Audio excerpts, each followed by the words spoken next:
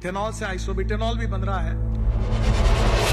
अब लॉबीज है जो 22 लाख करोड़ रुपए इंपोर्ट करने में जिनको मलाई मिलती होंगी। You have a fuel that goes into it, which is also produced from local biomass. You want to contribute to the saving of the planet and the earth. You want to lessen the toxicity and pollution. You want to contribute to the Urja Data becoming the Annadata. मैं देश के तमाम लोगों को यह आह्वान करता हूं कि कोई भी स्कूटर, मोटरसाइकिल और कार जो पेट्रोल की है, जिसमें इथेनॉल डाला जाता है, अगर खराब हुई है तो तुरंत डीलर के पास जाइए, तकरार करिए और एक कॉपी मेरे पास भेजिए। आज हम बात करेंगे इथेनॉल के बारे में। मुझे पता है कि आप में से बहुत से लोग कमेंट्स में ये लिखने वाले हैं कि भाई इस टॉपिक पर तो वीडियो बनाने में आपने बहुत लेट कर दिया। आपकी बात बिल्कुल सही है, हम थोड़े लेट ज़रूर हैं, लेकिन सच बताएं तो इथेनॉल को लेकर ना इंटरनेट पे, सोशल मीडिया में, व्हाट्सएप यूनिवर्सिटी पे इतना झूठ या यूँ कहें कि आधा सच या कन्फ्यूजन फैलाया जा चुका है कि उसका पर्दाफाश करने के लिए हमें बहुत रिसर्च करनी पड़ी। हम हवाई बातें नहीं करेंगे, बल्कि सॉलिड फैक्ट्स आपके सामने लेके आएंगे। कोई कह रहा है कि इथेनॉल आपकी गाड़ी का इंजन बर्बाद कर देगा, कोई कह रहा है कि ये सरकार का एक बड़ा स्कैम है, लेकिन क्या वाकई ऐसा है या फिर कहानी कुछ और ही है?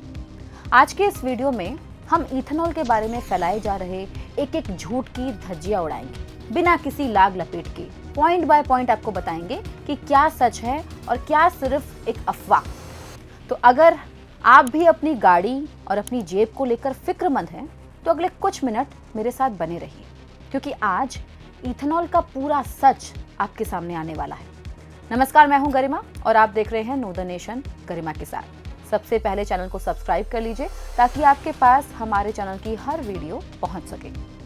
चलो सबसे पहले बहुत ही बेसिक बात से शुरू करते हैं कि आखिर ये E20 भला क्या है। बहुत सिंपल है। E20 का मतलब है एक ऐसा पेट्रोल जिसमें 20% इथेनॉल और 80% नॉर्मल पेट्रोल मिलाया जाता है। अब आप पूछेंगे कि ये इथेनॉल कहाँ से आता है? भाई इसे आप एक प्लांट बेस्ड अल्कोहल भी कह सकते हैं, जो मुख्य रूप से गन्ने के बाय प्रोडक्ट्स और एक्स्ट्रा या बचे हुए अनाज यानी कि सरप्लस ग्रेन से बनाया जाता है। अब सवाल आता है कि भारत सरकार इस ब्लेंडिंग को इतना प्रमोट क्यों कर रही है? इसके पीछे 3 सबसे बड़े नेशनल ऑब्जेक्टिव्स हैं। पहला, क्रूड ऑयल का इंपोर्ट कम करना। देखो, इंडिया अपनी जरूरत का 85% से ज्यादा क्रूड ऑयल बाहर के देशों से खरीदता है। इथेनॉल का हर एक लीटर देश में बनने से हमारी एनर्जी सिक्योरिटी स्ट्रांग होती है और हमारा पैसा देश से बाहर जाने से भी बचता है। दूसरा, किसानों की सीधी कमाई। इथेनॉल गन्ने और अनाज से बनता है, यानी इसका सीधा पैसा हमारे देश के किसानों की जेब में जाता है। तीसरा, पोल्यूशन में कमी। इथेनॉल मिक्स्ड पेट्रोल में से उतना खतरनाक धुआं नहीं निकलता जितना प्योर पेट्रोल वाली गाड़ियों से निकलता है, यानी पोल्यूशन में कमी आती है। ये तो हो गई बेसिक बात। अब आते हैं सोशल मीडिया के सबसे पहले और बड़े झूठ पर कि E20 एक बहुत ही रिस्की और अपनी तरह का फर्स्ट एक्सपेरिमेंट है जो जनता पर थोपा जा रहा है। तो आपको बता दें कि ये कोई नया एक्सपेरिमेंट नहीं है। ट्रांसपोर्ट फ्यूल के रूप में इथेनॉल का इस्तेमाल पिछले 100 सालों से भी ज्यादा समय से हो रहा है। Ethanol blending in petrol has been not done overnight. It is a measured, scientifically driven, step-by-step process. यहाँ तक कि हेनरी फोर्ड ने 1908 में जो अपनी मशहूर मॉडल टी कार बनाई थी, उसे भी इथेनॉल पर चलने के लिए ही डिजाइन किया गया था। और इंडिया ने इसे रातों रात लागू नहीं किया। पिछले 10 साल में धीरे धीरे टेस्टिंग करते हुए हम पहले E5, फिर E10 और अब जाकर E20 पर पहुंचे। दुनिया के बाकी बड़े देश भी यही कर रहे हैं। अमेरिका में E10 तो स्टैंडर्ड पेट्रोल है, अब वो E15 की तरफ बढ़ रहे हैं और उनके पास लाखों फ्लेक्स फ्यूल्स गाड़ियां हैं जो E85 यानी कि 85% इथेनॉल पर चलती हैं। ब्राजील में तो E27 मैंडेटरी है और वो उसको 35% तक ले जा रहे हैं। वहां बिकने वाली 80% से ज्यादा कारें फ्लेक्स फ्यूल्स वाली हैं। कनाडा, थाईलैंड, जापान और कई यूरोपियन देश भी इथेनॉल का धड़ल्ले से इस्तेमाल कर रहे हैं। अमेरिका में 10% इथेनॉल पेट्रोल में डालते हैं।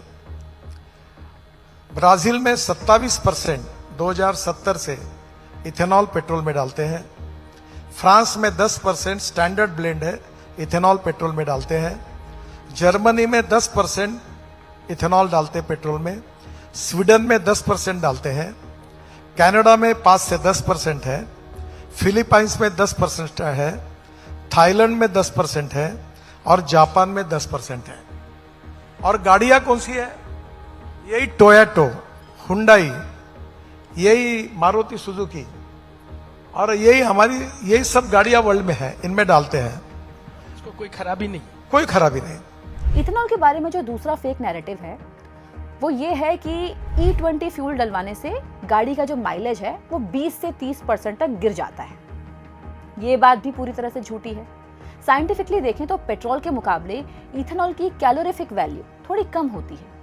मोटे में ये समझ लीजिए कि पेट्रोल के मुकाबले इथेनॉल में थोड़ी कम एनर्जी होती है, लेकिन इतनी भी कम नहीं होती कि आपकी गाड़ी का माइलेज आधा रह जाए। इथेनॉल से माइलेज में मामूली सा फर्क पड़ता है और वो फर्क सिर्फ 1 से 3% के बीच होता है। बहुत ज्यादा हुआ तो 3.5%। नहीं समझे? इसे आसान मैथ से समझते हैं। अगर आपकी कार 20 किलोमीटर प्रति लीटर का माइलेज देती है तो E20 पेट्रोल से उसका माइलेज लगभग 0.6 किलोमीटर प्रति लीटर कम होगा, यानी आपकी गाड़ी करीब 19.4 का माइलेज देगी। बस इतना ही अंतर है। कहां 0.6 किलोमीटर की मामूली गिरावट और कहां सोशल मीडिया पर दावा किए जाने वाला 30% की गिरावट। आजकल के मॉडर्न व्हीकल्स में इलेक्ट्रॉनिक कंट्रोल वाले इंजन होते हैं जो फ्यूल के हिसाब से खुद को ट्यून कर लेते हैं, जिससे ये मामूली नुकसान भी लगभग खत्म हो जाता है। सोशल मीडिया पर माइलेज खराब होने के जो दावे किए जा रहे हैं वो लैब टेस्टिंग से साबित तक नहीं हुए हैं। 6 महीने में इसने एक बार भी 8 के नीचे माइलेज नहीं दिया। माइलेज देखिए 6.3। मिडिल क्लास गाड़ी चलाए तो चलाएगा कैसे? अगला बड़ा डर जो फैलाया जा रहा है वो ये है कि इससे इंजन खराब हो सकता है। सोशल मीडिया पर दावा किया जा रहा है कि E20 इंजन को पूरी तरह से बर्बाद कर देता है और फ्यूल सिस्टम के पार्ट्स में जंग लगा देता है। इस डर को दूर करने के लिए भारत की सबसे बड़ी automotive institute automotive research association of India ने इंडियन ऑयल और society of Indian automobile manufacturers के साथ मिलकर बहुत बड़े फील्ड ट्रायल्स किए। उन्होंने कार्स को 40,000 किलोमीटर और टू व्हीलर्स को 20,000 किलोमीटर तक चलाकर टेस्ट किया। रिजल्ट क्या आया? गाड़ी चलाने की क्षमता यानी कि ड्राइवेबिलिटी, ठंड में स्टार्ट होने यानी कि कोल्ड स्टार्टिंग या मेटल और प्लास्टिक के पार्ट्स पर कोई भी बुरा असर नहीं पाया गया। हाँ, एक छोटा सा फैक्ट जरूर है।